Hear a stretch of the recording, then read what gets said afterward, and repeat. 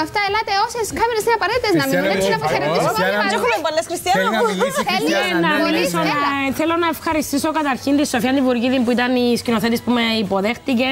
Θέλω να σε ευχαριστήσω πάρα πολύ εσένα, Χριστιανά μου, για την συνεργασία. Δύσκολη συνεργασία, δεν ήταν η πιο εύκολη. Πάνω κάτω, κακές, καλές στιγμές. Όχι, για μένα μια χαρά ήταν. Και εγώ θέλω να σε ευχαριστήσω. Όχι, ήταν μια χαρά. Απλά ήταν δοκιμασμένη η συνεργασία. Τον Μιχάλη μας, τον Ιγνατίου, την Άντρη μας, τον Ανδρέα, την Άντρη την Μικρή, τη Βαρβάρα μας, τον Ηλία, τον Αδάμου, την Μαρία την Κορτσά που πέρασε από εδώ. Ποιοι άλλοι πέρασαν από εδώ.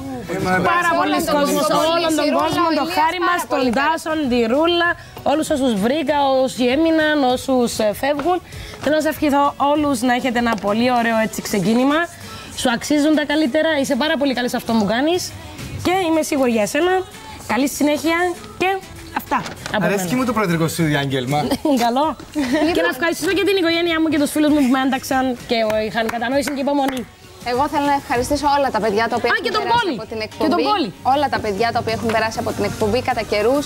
Κάποιοι έμειναν, κάποιοι έφυγαν. Όλοι θεωρώ ότι ήρθαν εδώ στην εκπομπή για να δώσουν τον καλύτερο τους εαυτό. Ευχαριστώ πάρα πολύ τα παιδιά και απλά για να το πω για άλλη μια φορά.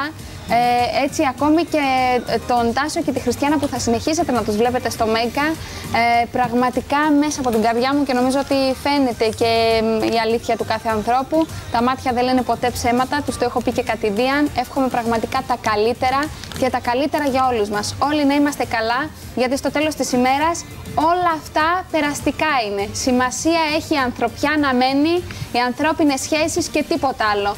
Όλα αυτά, εκπομπές, καριέρες, τα πάντα κάποια στιγμή περνάνε. Το σημαντικό είναι να είμαστε καλά μέσα μας και να τα έχουμε καλά με τον εαυτό μας. Αυτό είναι νομίζω το μόνο που μετρά. Σκεύη μου, έλα.